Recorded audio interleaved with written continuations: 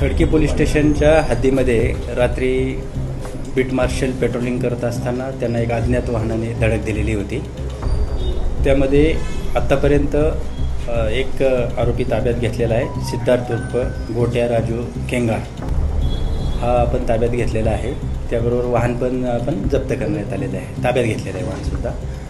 Second, या रात्रीच्या प्रकारामध्ये बीट मार्शल आंबेडकर चौक या ठिकाणी जात असताना त्या वाहिनीच्या ठिकाणी जो आंबेडकरचं याची वाहिनी आहे बघा, आपले 2 रोड आहेत आणि बोपोडी अंडरपास आहे, त्या कॉर्नरवरती अपघात झालेला आहे।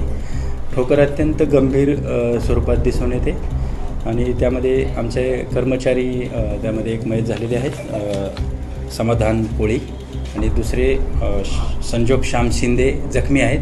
त्यांना तात्काळ रुबी हल्ला मी पाठवलेला होता, त्यांच्यावर उपचार आता ते आउट ऑफ डेंजर आहे। आरोपीच्या मद्यप्रश्नाबाबत माहिती घेतलेली आहे आणि त्याला आपण ससूनला मेडिकलला तात्काळ पाठवलं, जसं ताब्यात घेतलं त्याचबरोबर पाठवण्यात आलेलं आहे। अपघात हा अंडरपासच्या जवळ पाठीमागच्या बाजूनं बीट मार्शलच्या व्हेकल 2 व्हीलरला जोरात धडक दिल्याने अपघात झालेला दिसून येतोय आणि त्यामध्ये त्यांचा बीट मार्शलचा मृत्यू झाला। हा जो ड्रायव्हर होता तो दारू पिलेला होता असं काही आहे? अद्यापपर्यंत त्याचे ससूनला आम्ही मेडिकलला पाठवलेलं आहे, जशी माहिती तसे कळू। अपघात हा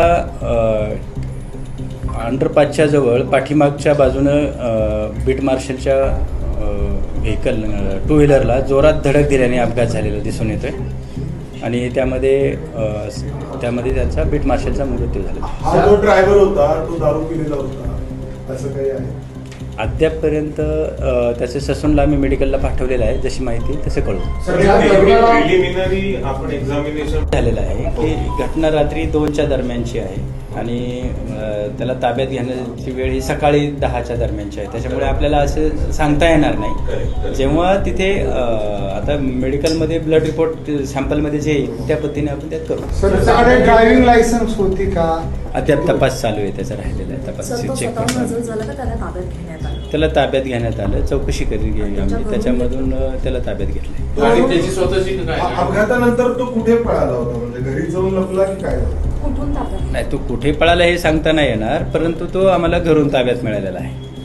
ज्या गाडीचा माहिती आहे त्यामध्ये मुकेश अटवाल यांची ती मूळ मालकाची गाडी आहे, परंतु त्याने अजून दुसऱ्याला विकली की काय सांगता येत नाही। रॉबिन म्हणून नाव पुढे येते, आम्ही त्यांचा शोध घेत आहोत। त्याच्या मित्राची गाडी असल्याची आत्तापर्यंत माहिती आहे आणि यांनी रात्री तो गाडी चक्कर मारायला म्हणून त्याच्याकडून घेतलेली होती आणि तो बाहेर पडलेला होता। गाडीत इतर कोणी अजून त्याच्याबरोबर होतं का? अद्याप तपासात अजून माहिती नाही। आरोपीचं वय 24 वर्ष आहे।